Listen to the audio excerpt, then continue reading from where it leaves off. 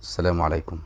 النهاردة إن شاء الله هنتعلم مع بعض كيفية تجميع وتركيب مروحة ناشونال المصري، وهنفتح مع بعض الكرتونة ونعرف محتوياتها. أول حاجة تيجي الجنش بتاع المروحة، بعد كده الكتالوج والمفتاح بتاع المروحة. هنشيل جزء الفل، نطلع الكوبايات والقرصة الرئيسية بتاعت المروحة، وبعد كده هنشيل الكرتونة على جنب. بيجي معاها الريش بتاعتها 3 ريش والماسورة بتاعتها. هنفتح الغلاف البلاستيك اللي بيجي في القرصة ومش هننزعه خالص دلوقتي، هنسيب الجزء اللي تحت ماسك في القرصة عشان وانا بركب الريش ما يتجرحش، القرصة ما تتجرحش من تحت. هنفرد الفردتين السلك، نطلع الماسورة والريش بتاعتها ونحضرها.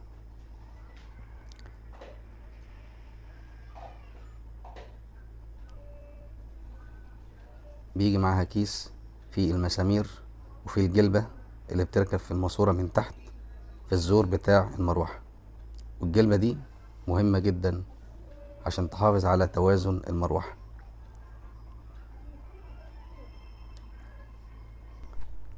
القرصة بيطلع منها فردتين سلك متقشر الأطراف بتاعتهم، بس بيجوا قصيرين، فأنا بعمل حسابي في 4 متر سلك، وباخد الطول بتاعه بقصه وانضفه واحطه ادككه جوه الماسورة بتاعتي.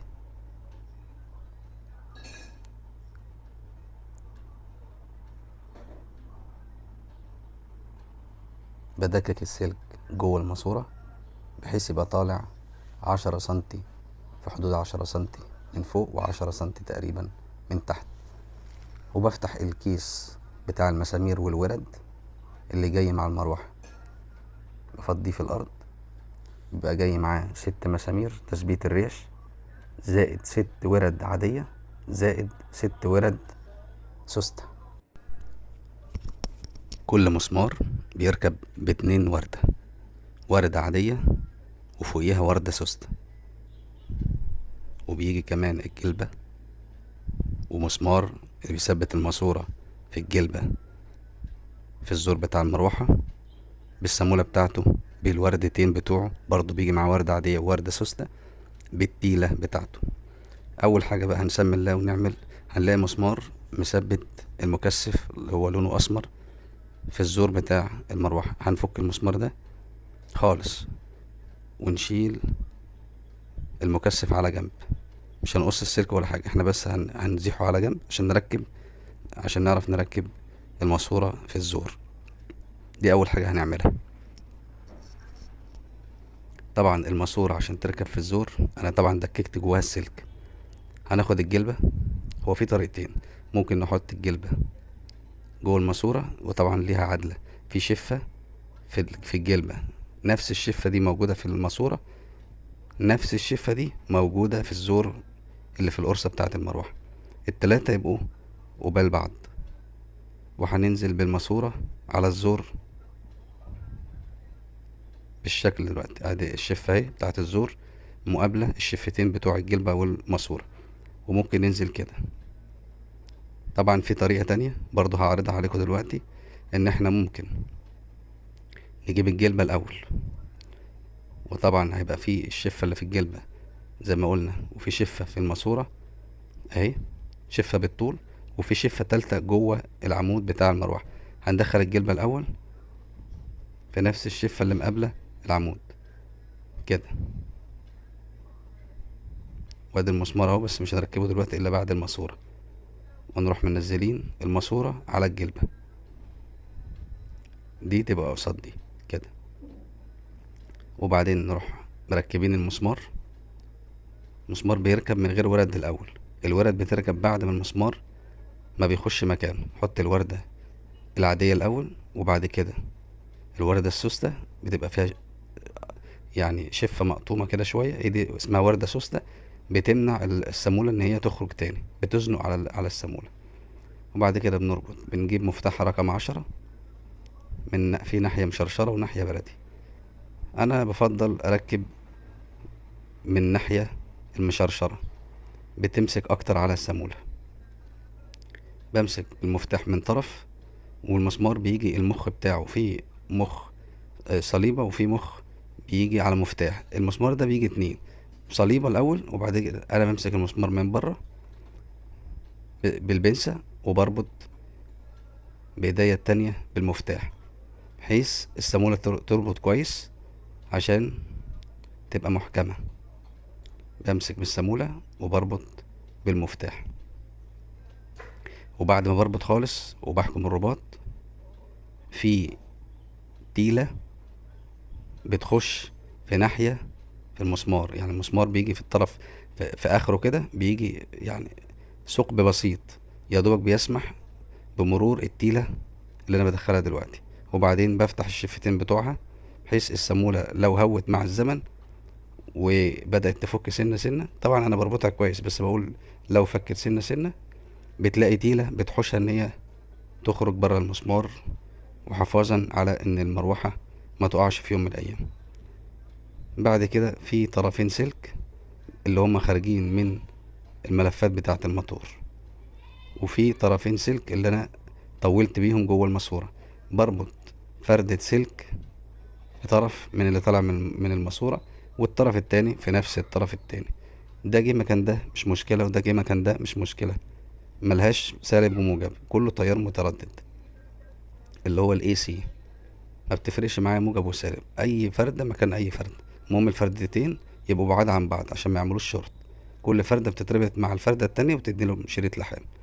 وبعد كده انا معلم على المسمار الثقب اللي في العمود بتاع المروحة، في ثقب بيركب فيه المسمار اللي احنا فكيناه بتاع المكثف، نرجع نركبه تاني عشان المكثف يبقى ماسك نفسه في مكانه، ما يبقاش حر فيقع على جسم المروحة وهي بتلف.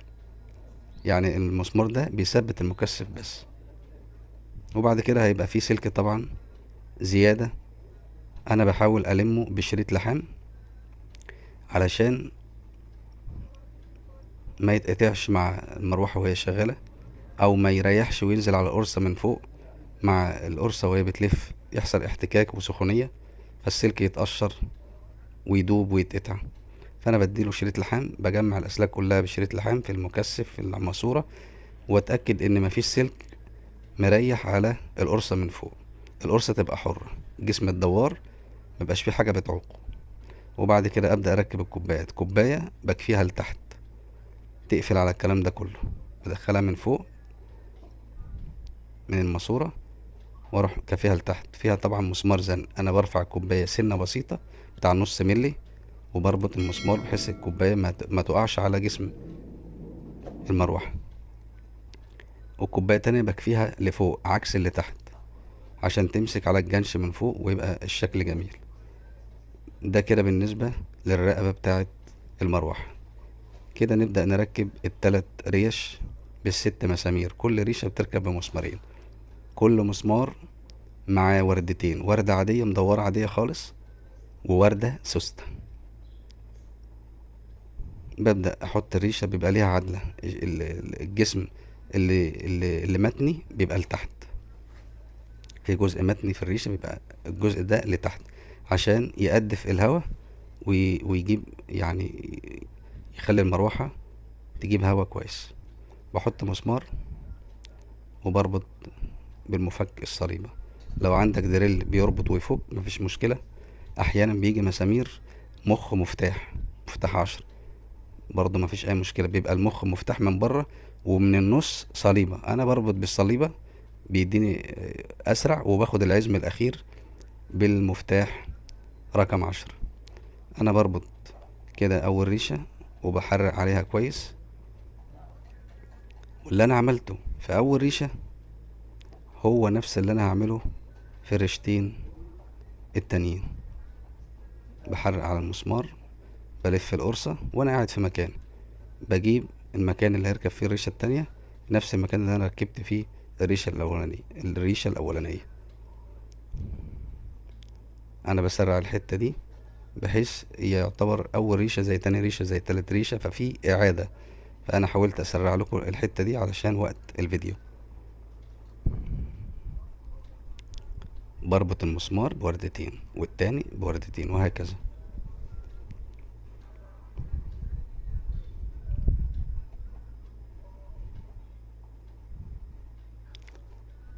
على بال ما اركب الريشة التالتة الحق اذكركم مشتركش في القناة واول مرة يشاهدنا يتفضل علينا بالاشتراك في القناة وتفعيل زر الجرس علشان يصلك كل جديد في عالم الكهرباء والصيانة، وينضم الى اسرتنا، اسرة القناة، قناة ابو عمار المتفائل. كده ركبنا التلات ريش. الجنش في فتحة في الماسورة من فوق خالص بيدخل فيها الجنش عادي خالص من غير رباط ومن غير مسامير ومن غير اي حاجة. خلاص كده المروحة جاهزة على التشبيط في الجنش بتاع السقف. لميت العدة في جيبي والمفك التست وشريط اللحام والبنسة والمفك الصليبة والقصافة علشان اقشر الفردتين اللي نازلين لي من السقف. طبعا توصيلتها سهلة جدا، في فردتين بينزلوا من السقف بيركبوا في الفردتين اللي خارجين من المروحة. كل فردة من المروحة بتركب في فردة من السقف. طبعا انا شبطت الجنش الجزء البلاستيك بتاعه الكاوتش بحطه في حرف الاس اللي نزل من السقف، وكل فردة طالعة من المروحة بحطها في فردة نازلة من السقف. وفي الاخر بروح مديلهم شريط لحام كويس ورافع الكوباية وزانق عليها بالمسمار بتاعها عشان ما تنزلش لوحدها. طبعا في بعض الاوقات بلاقي 3 فرد سلك نازلين من السقف. طيب انا ال3 فرد دول اوصل الفردتين بتوع المروحة في انهي فردتين من ال3 اللي نازلين؟ فدي حاجة ممكن تحير حد يكون مش فاهم قوي ال3 دول بتوع ايه. ال3 دول بيبقى في واحد فيهم ارضي والاتنين التانيين بيبقوا مفاتيح، على اساس لو في نجفة بتركب على مفتاحين بيبقى مثلا النجفة فيها 6 لمض، فانا طبعا ما بشغلش النجفة ال6 لمض كلهم على مفتاح واحد، فبضطر ارمي فردتين سلك عشان كل فردة على مفتاح. طبعا احنا جربنا المروحة اهو بالمفتاح الاوف والاون اللي احنا لسه مركبناش مفتاح المروحة الاساسي. انا كده وصلت كأني بشغل مروحة لمبة عادية، دوست على المفتاح المروحة اشتغلت على اسرع سرعة. طبعا انا بركب المفتاح بتاع المروحة عشان ابدأ اخد السرعات البطيئة بتاعت المروحة 1 و2 و3 و4 و5. كده احنا هنبدأ نركب مفتاح المروحة. هنشيل الوش بتاع الشاسيه بتاع المفاتيح، هنلاقي في تحتيه مسمارين. هنفك اول مسمار، نرجع نفك تاني مسمار. ما كملناش حكاية ال3 فرد بتوع السقف. فردتين المفتاح دول انت لو خدت واحدة ارضي وخدت اي فردة من الفردتين انت كده وصلت المروحة. الفردة التالتة مش شرط ان انت تركبها، بتديها تقصها تدي عليها شريط لحام، فانت خد فردتين بس ارضي وكهرباء. الفردة التالتة مالكش دعوة بيها، مش شرط ان انت توصلها. طبعا الفردة اللي انا بشاور عليها دي هي دي هنفكها من المفتاح دلوقتي، هنفكها علشان هنبدأ نوصلها في فردة من المفتاح، وهقول لكم ازاي لما يجي دورها. انا خلاص شلتها من المفتاح بتاعها الاوف والاون، وهنعرف ازاي هنوصل مفتاح المروحة بعد قليل. طبعا مفتاح المروحة اهو بيبقى فيه مسمار واحد بس فوق، بفكه خالص عشان اشيل الشاسيه من جسم المفتاح. الشاسيه ده بيركب ب3 مسامير في الحيطة، بحط واخد العلامات بتاعتي بسن مفك التست، بلف يمين وشمال لحد ما يعلم في الحيطة ال3 علامات اللي انا هخرم عليهم بالهيلتي. طبعا انا بعد ما خرمت بطلع الهيلتي واخد البونت ال6 اركبها في الهيلتي واوصل كهرباء وابدأ اخرم ال3 تخرام، واخد بالي وانا بخرم الحيطة ان ممكن يكون في ماسورة نازلة من البواد تغذي المفتاح والبرايز للبنطة تخش وتخبط السلك اللي نازل فيحصل شورت. فانا باخد بالي من اتجاه الماسورة اللي نازلة للعلبة. وبتجنبها خالص. بحط 3 فشارات وادق عليهم دقة بسيطة، يبقوا على وش الحيطة، دقة بسيطة بشاكوش او بسن البنسة، المهم يبقوا على وش الحيطة. لو عايزهم يثبتوا اكتر بحط جنب كل فشر عود كبريت خشب او حتة خشبة. بثبت الشاسيه في الحيطة بال3 مسامير اللي انا خرمتهم، اللي هيثبت عليهم مفتاح سرعات المروحة.